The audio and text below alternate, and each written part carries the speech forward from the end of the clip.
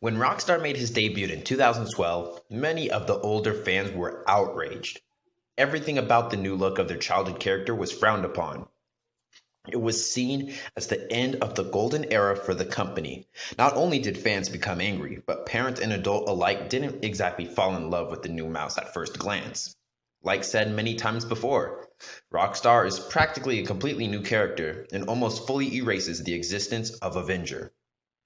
And while I can't agree Chuck E. Cheese will never be the And you've got a big trunk on your nose. It's a cowboy song, Pasquale. Excuse me, Mouse. Hey, Pasquale.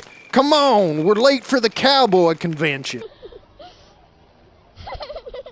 Oh, don't cry, are you? Not everything to come from the Rockstar era was bad. In fact, a small portion of my favorite material actually comes from the Rockstar era. So today, I'll be listing my top 5 best things to come from the Rockstar era. Number 5, Jaret Reddick. Once Chuck released his new hit single, Say Cheese It's Funner, everyone was very anxious to find out who had brought the brand new mouse to life. However, quite obvious, the new mouse was brought to life by the Texas-based punk rock star, Jaret Reddick. He is the lead singer for his band Bowling for Soup, and because of his association with CEC, I've began to listen to their music and I've fallen in love. He did just as good as Chuck when he sings. However, nowadays I do wish they'd use him to his full potential and create actual songs for the band to perform, but who am I to complain? Jaret Reddick also did lots of voice work for Phineas and Ferb, a former Disney Channel cartoon.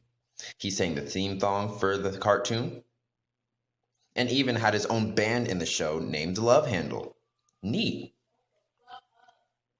Number 4, the live shows. This one here is a little opinion based. Not everyone enjoys the current live shows, but I added this in here because I personally do. The current live shows sound amazing. Starting in 2014, CEC decided to try something new and exciting. Instead of reusing Cupid Shuffle or other children-based dances like Happy and You Know It, Head, Shoulders, Knees, and Toes, Bingo, etc., they took a turn and started making their live shows into parodies of other popular songs of that time. Do the Chucky 2014 was a parody of Get Lucky. Chucky Says was a parody of Happy. Happy Dance was a parody of Whip Nene. And Me and My Friends was a parody of 24 Karat Magic. I really love these new live shows. I just think the concept of turning popular songs into parodies is just so original. It reminds me of what they did in the early 2000s. Not to mention the music that they use for the songs sound incredibly amazing, especially if you have surround sound. What's your favorite parody live show? Let me know in the comments. Number 3, the walkarounds.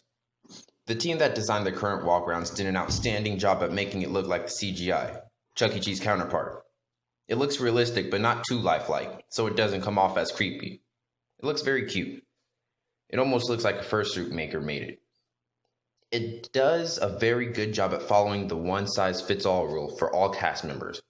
There's no fat suit, making it very easy for cast members to assist Chucky without causing wear on their bodies. There's not really much negative to speak on the walkaround, except for it being a bit too bland. We've seen the same exact walkaround interact with the guests for almost 6 years. I think it's about time Chuck adds a few new outfits to his wardrobe. That kind of takes away the magic.